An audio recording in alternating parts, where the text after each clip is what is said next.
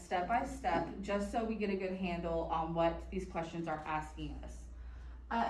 Question 1 asks, what can the reader infer about the tax collector's power? What tool is it asking you to use in that first question? Evan? The text. Yeah.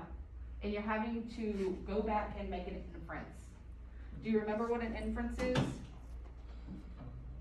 And yeah, very good. You're piecing together information that's given. It's not something that's said explicitly.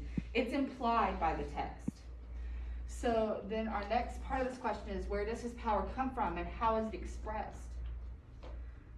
This is where you go and get that text evidence that it's going to ask for. This is where you go find the quote, where is this answer?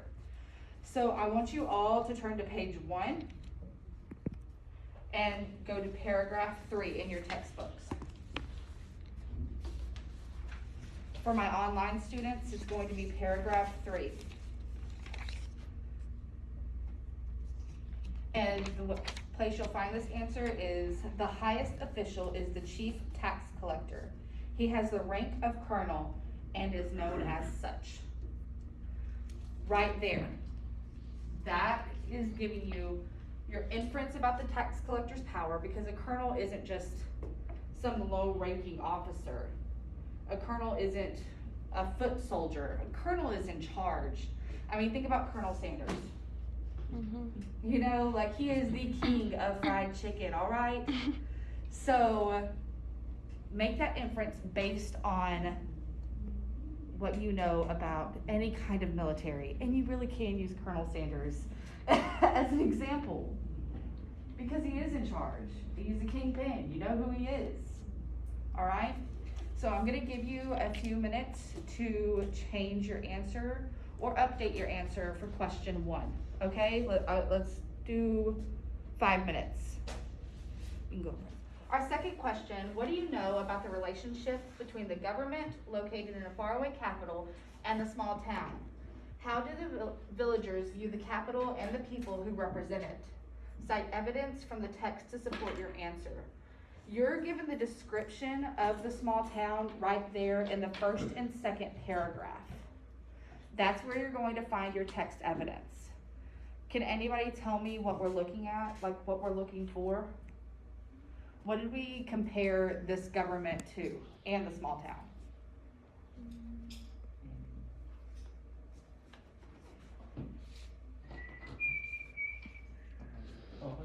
Yeah.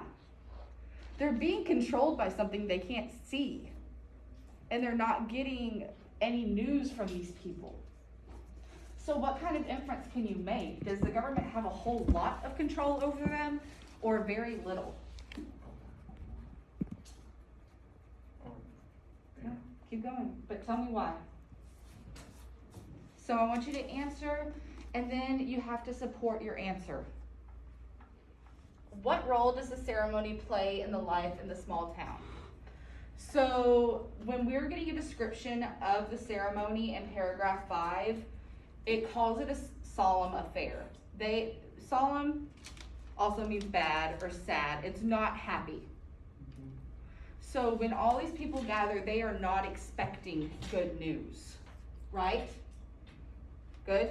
Yes? Understood? All right. So what role does that play? Are they happy to be coming up to the veranda? No, they are expecting to have another blow, right? Okay.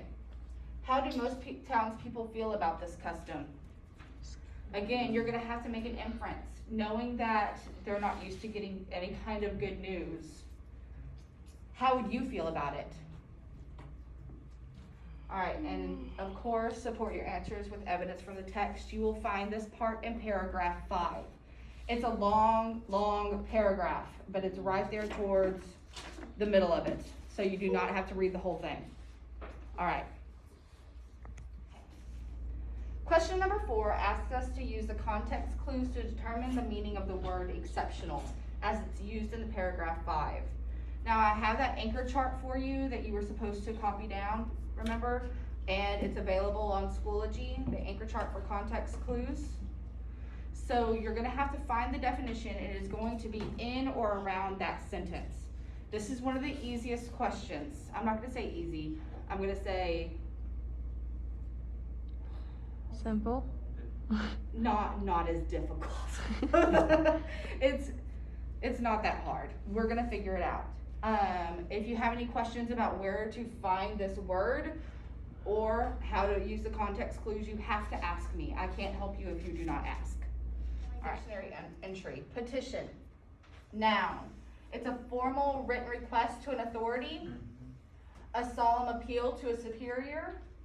3, an application to a court for a judicial action. According to the text, which definition fits best? What's the easiest way to figure out what the right answer to this question is? Look in the text. Yeah, you read through the text, or that part of the text, and you put in these definitions. That's the easiest way to find it. If it makes sense, it's probably the answer. If it doesn't make sense, it's not going to be the answer. Got it?